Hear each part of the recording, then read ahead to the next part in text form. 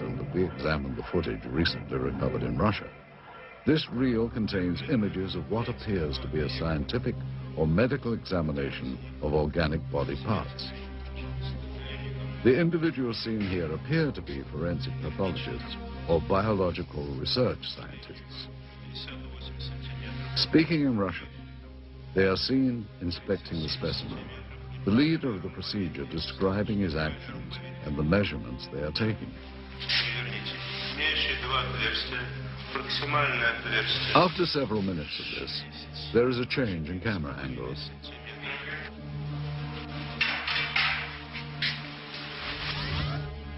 Now we see the specimen being more extensively examined.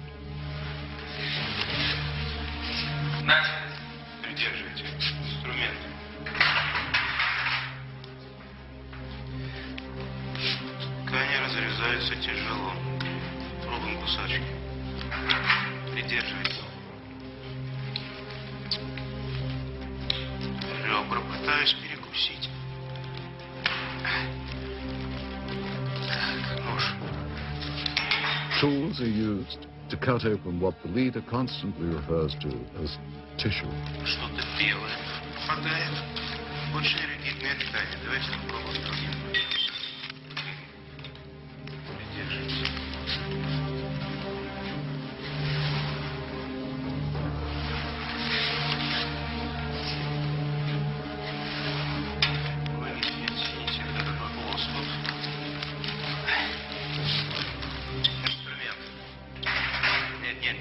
He also describes parts that are removed as resembling various organs.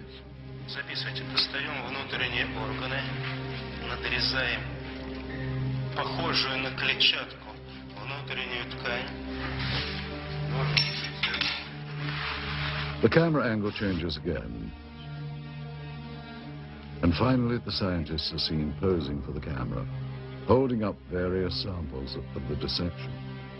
If this footage is authentic, it represents one of the greatest scientific discoveries of all time. One must wonder where this film was shot and what happened to the specimen seen.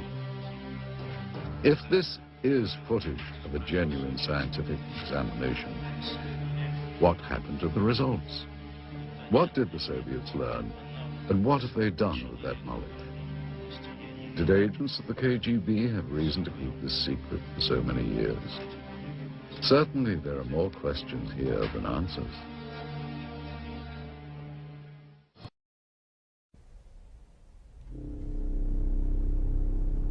Comments. I don't know what to make out of it. I'd certainly say it's worth further investigation. By my standards, it's in my gray basket. Not black, not white, maybe.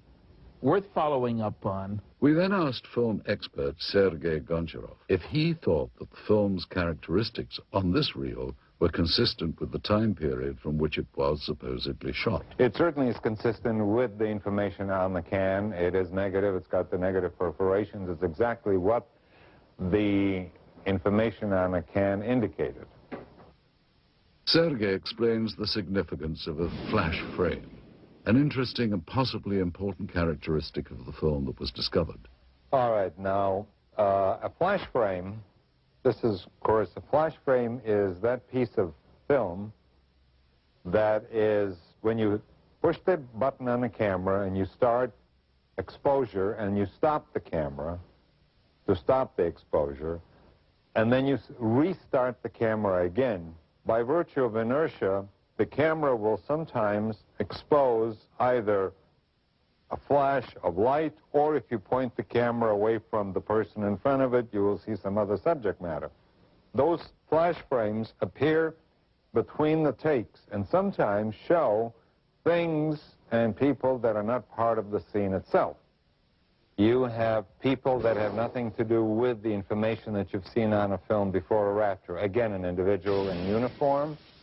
You see these people performing a procedure. You have somebody in civilian clothes, people that you have not seen before, as this is in a flash frame segment, which was not meant to be as the procedure that was being photographed. Mr. Goncharov, concludes that while the film stock and camera techniques are consistent with KGB and Soviet government films of that period, he feels that the discrepancies with the subject matter require closer scrutiny. Anytime you have subject matter of this type, any additional investigation is worthwhile. Absolutely. Stanton Friedman was further intrigued by the medical techniques in the film.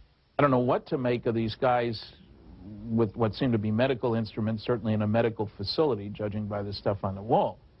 And it's interesting that you can see their faces, which is interesting from two different directions. You can tell their identity if you could find people that look like that.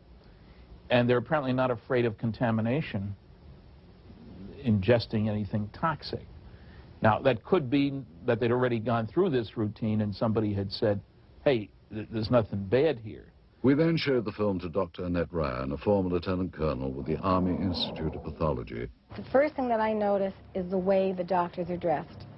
They're dressed in these pristine white lab coats, and I think it would be more common for them to be dressed in scrubs or even butcher aprons, unless, of course, they know that they're being filmed and they want to look good.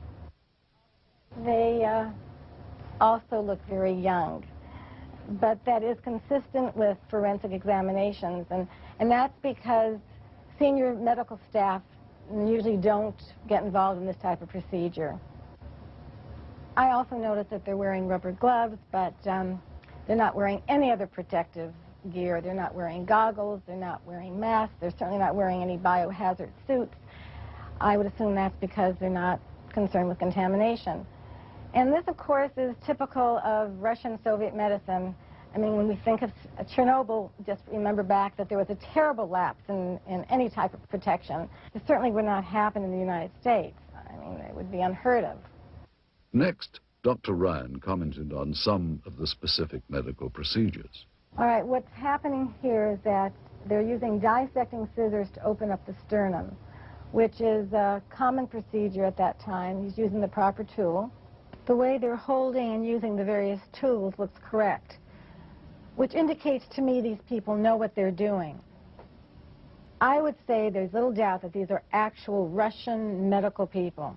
Now, if you look closely at this procedure here, which is repeated several times in this footage, what they're doing is removing a piece of material.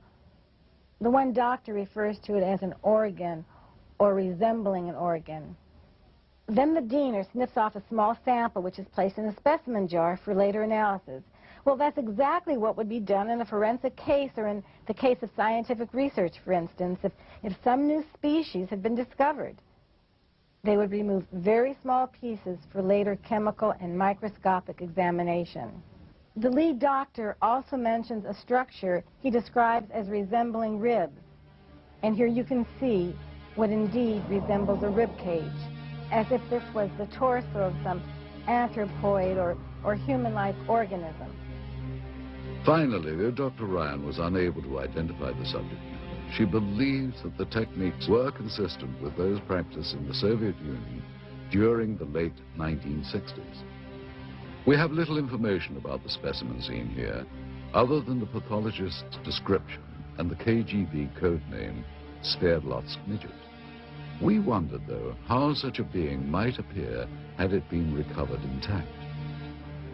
Using only the images recorded on this film and the scant data available, technicians have constructed this 3D computer-generated model. Thus, with a bit of imagination and some forensic speculation, we have recreated what may have been the Soviets' possession of an actual being from another world.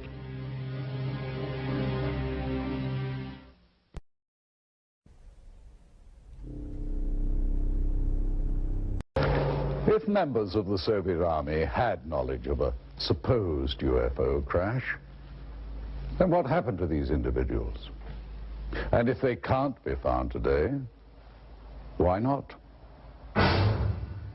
In the course of our investigation, our goal was to follow every lead, to search for every scrap of information regarding the incident so named Operação Sverdlovsk Midget. The tenuous paper trail we have reconstructed using recovered government documents led us eventually to a lab of the former All-Union Scientific Research Institute of Biology. In attempting to obtain records on the individuals depicted in the dissection footage, we turned up these additional documents. 3 death certificates, all dated March the 24th, 1969, within a week after records indicate the examination was performed. Cause of death,